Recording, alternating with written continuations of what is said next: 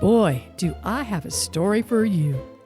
Hi, my name is Lou, and I'm your host of All Things Odd and Strange, where we explore the odd in a slightly strange way. Where do I begin with the story of Stan Romanek? Some of you may recognize the name, especially if you're into ufology. Even if you have heard of him, I'm going to provide you with a little update that you may be unaware of.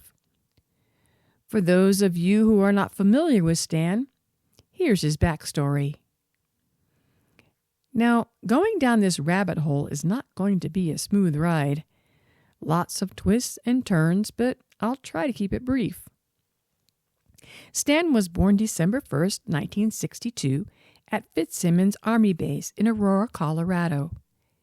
He had a relatively normal childhood outside of being bullied at school, because he had to attend special classes due to his severe dyslexia. He states he also lived in a rough part of town and had to learn how to fight. His adulthood was ordinary, holding down jobs and engaging with family and relationships. His story begins December 27th, 2000. He was driving about Colorado to take some pictures for Lisa, his long-distance girlfriend at the time, who was later to become his wife. He noticed some people pulled over by the side of the road, staring just above the power lines. He saw something as well and pulled over on the dusty shoulder. He started filming a strange object floating in the air. He thought, at first, it was a balloon. That is, until it shot off out of sight. The people on the roadside wowed in amazement. Stan was able to share this live with Lisa, combining phone and camera. From this day forward, Stan started noticing strange lights in the sky that began to follow him around. Practically everywhere he went, there they were. Only it was not just lights in the sky, but orbs of light that would buzz his house. Then one night they showed up. Stan states, "They must have been knocking on the door for quite a while because I'm a deep sleeper." He went downstairs to see his sister in front of an open door. Stan thought they were about to be robbed and began yelling at his sister, but she was just standing there in a trance, staring at the ceiling. He looked at the door, and there were 3 very odd-looking people standing there. They had very thin hair, large eyes, and small mouths. 2 were males, and there was 1 female. He didn't remember much after that. Now, Stan has numerous stories, pictures, and videos of all the high strangeness that, well, not all of it can be covered here. He also had strange markings on his body that glowed under black light after abduction encounters. His most famous encounter was when he began leaving his camcorder on to catch the activity. He caught the peekaboo alien, as it's referred to, peering in his second-story window. He also caught them poking around his house as well. However, the peekaboo alien stirred the pot for both alien enthusiasts and their debunkers. Stan stated that he had professional filmmakers assess the cost of recreating the video of the peekaboo alien. He reported that the filmmakers told him it would cost thousands of dollars to expertly recreate that video. One paranormal group took up the challenge and attempted to recreate it Timu style. The puppet-like movements, the wobbly head, and the CGI blinking are rather cartoony. The subtleties of the eye shine and organic movement in the original are missing in the recreation. This paranormal group boasts it only cost them $90 to recreate this peekaboo alien. And it looks like it. Besides, the worst method of trying to debunk something is by trying to recreate it. People make fake Rolexes all the time. Some are excellent reproductions, too. But it does not prove that real Rolexes don't exist. This method only proves some event or object can be recreated to a greater or less degree, depending on the talent of the forger, but it does not prove it never happened or the object is not real. So if you know paranormal debunking groups that do this, tell them to just stop it.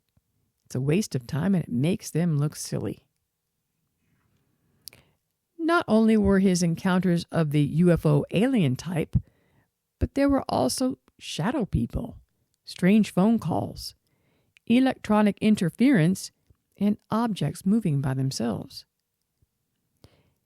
And there were small orbs of light that flew by randomly in his home.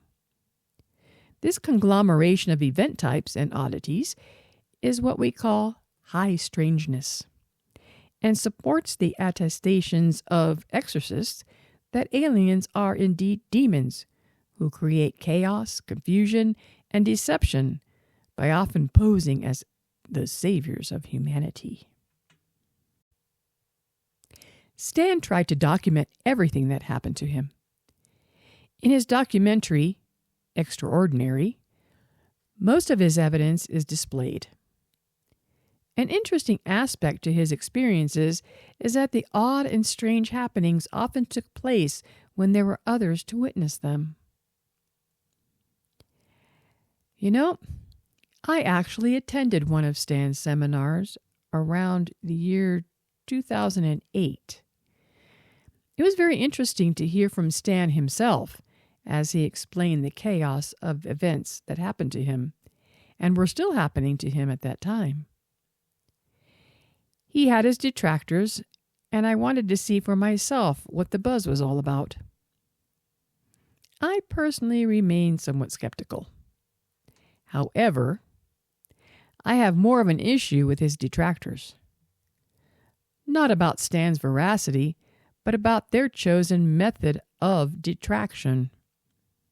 You see, they call him a liar and a charlatan without any proof, or the proof they thought they had ended up being debunked due to it being taken out of context.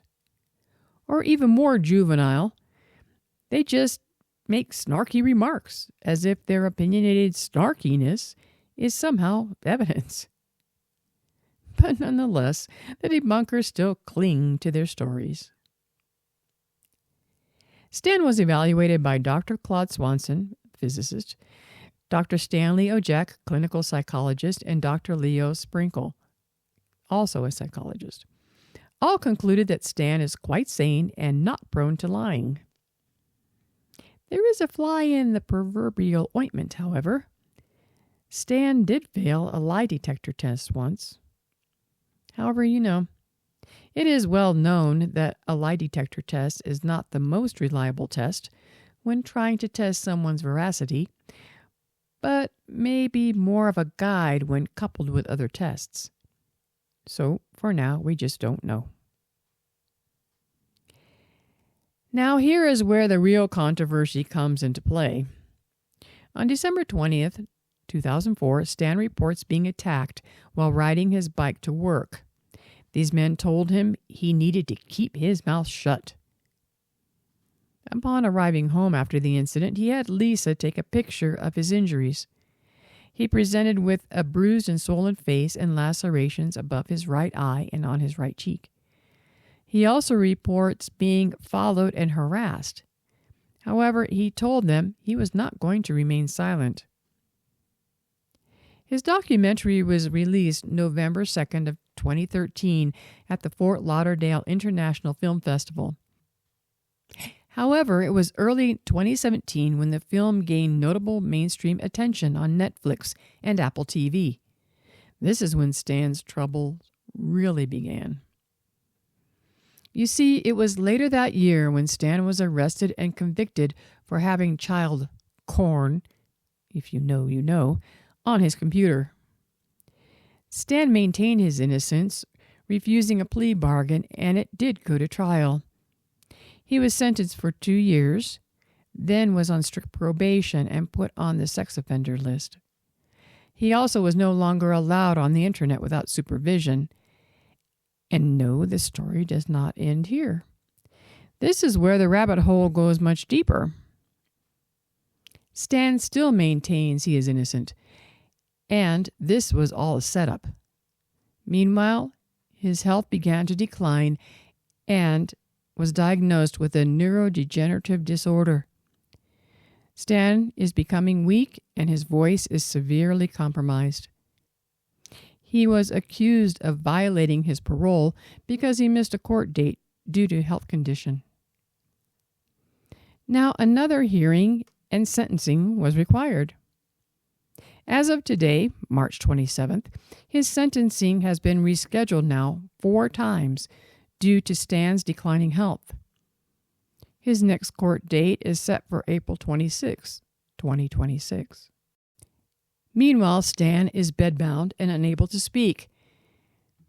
Makes one wonder about that purported threat to shut his mouth. And no, the story doesn't end here either. During these past few years, information has come out about the detective that handled Stan's case. Come to find out, it has been reported that Stan's computer was tampered with. The detective was documented as being alone with it, which is outside of department protocol. And further investigation shows that the jump drive with the obscene images was not even inserted into Stan's computer until 4 days after his arrest. They also did not have a warrant to seize and search his phone. This same detective was also charged in an unrelated felony case and has been Brady listed in Weld County and the 8th District of Colorado. I have reserved the names of the judge and the detective, but you can find them at Stacy Lynn, StacyLynne, investigative journalist on Facebook. Stacy herself has received death threats from this former detective, which are currently under investigation. This is about as fishy as it gets, no? So as of March 6, 2026, Stan is bedbound, unable to speak, and hospitalized with pneumonia, C. diff, and the vid. Stan is slowly dying. His story is a sad one, and we keep the Romanek family in our prayers.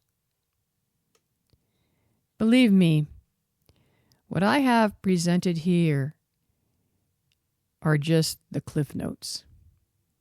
If you want to dig deeper, start by watching the documentary Extraordinary. And as far as Wikipedia goes, it starts off by calling Stan a charlatan. Yeah, so there's that. We all know about Wikipedia. Again, do your own research. There's plenty of both educated and less than educated opinions out there. What a mess. So that's it for now. Take care, and I'll see you on the flip side.